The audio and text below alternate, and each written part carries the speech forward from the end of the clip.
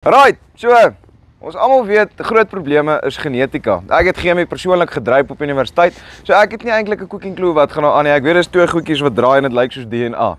So hier agter my is 'n man van Unistel. Ons gaan 'n bietjie met hom praat oor wat behels hulle genetika, hoe gaan 'n mens vorentoe en traceability. Dit is 'n groot ding wat nou baie belangrik raak en ons gaan 'n bietjie meer uitvind daaroor. Kom ons gaan luister in. Hallo JC, hoe gaan het met jou? Albert, goed dankie en self. Nee, goed dankie, goed dankie. Ek sien hierso is nou so klomp beeste en goeters wat rondhardloop.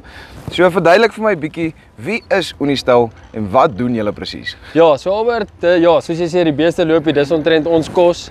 Unistel is 'n genetiese laboratorium. Ons doen 'n klomp genetiese toetse op eintlik 'n klomp diere, maar hoofsaaklik beeste ook. Aan die een kant is dit profiele om ouerskappe te doen sodat ons kan vaderskap of moederskap bewys, sodat die resultate dan gestuur kan word aan die registrasiefederasies om die diere te registreer as toediere. So dis aan die een kant en aan die ander kant toets ons klomp eienskappe en siektes. Gewenste eienskappe en dan ook ongewenste eienskappe wat geneties van aard is. So dit is maar waar ons speel. Iets wat jy nou daar gesê het is my nog redelik opvallend, die vaderskap. Wat is die belangrikheid van hierdie vaderskaptoetse en hoekom is dit sulke gesukkel gewees tot op hede toe om hierdie goeders regtig vas te stel? Kyk, Albert, jare gelede het dit natuurlik gegaan op die oog. Die boer kon skat wat se kalf kom van wat se bil af.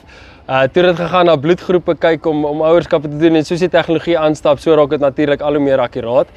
Die belangrikheid hiervan is, mense wil weet met wat se genetika jy te doen het en jy weet wat die kwaliteit van die dier is en ook die genetiese gehalte of die potensiaal van die dier waarmee jy wil aanteel. As jy 'n dierbul koop en die kalf val op die grond, dan wil jy weet, is dit daai dierbul se kalf en is dit hoe sy kalvers lyk en wil ek hom gebruik vir die toekoms. So dit is maar waar die rol in kom. Was dit 'n draadspringer geweest of was dit werklik joune geweest? Exactly, die draadspringer is gewoonlik die probleem of 'n jong billetjie, so sulke goed gebeur en dit is hoekom ons daar is om seker te maak as jy as 'n koper ook daai resultaat voor jou sien en jy sien Unistel staan daar, dan weet jy kan dit vertrou en die kalf is werklik of die dier is werklik wat jy koop. Maar as ek dit nou reg het, beeste is julle kos, maar dis nie al wat julle doen nie. Vertel my 'n bietjie wat anders doen julle alles? Albert, dit is korrek. So ek het nou gepraat van profiele en om ouerskap te doen en eienskappe en siektes. Dit doen ons omtrent by alles. Ek maak altyd die grap, alles wat bene het. Maar ons doen honde, katte, perde, ons doen skape, ons doen wild. So my raad sal wees enige iemand wat in enige dier genetiese vrae het of iets wil toets wat gewens is of ongewens is of net ouerskappe wil doen, kan ons enige tyd kontak. Ek seker of van julle sal die inligting hier hê beskikbaar hê en hulle kan ons webtuiste besoek. Maar daar is regtig soos ek sê 'n groot verskeidenheid diere waar ons betrokke is en waar ons toetse doen. Kyk, so daar het jy dit op die einde van die dag. Laat ek die man mooi inkry. So dit is werklik, dit maak jou lewe makliker op die einde van die dag. Jy weet, was dit jou bil wat besig was om te dek?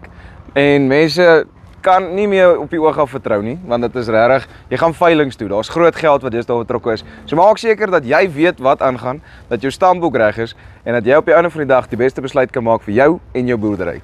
Dis Farm Spice, oor en uit.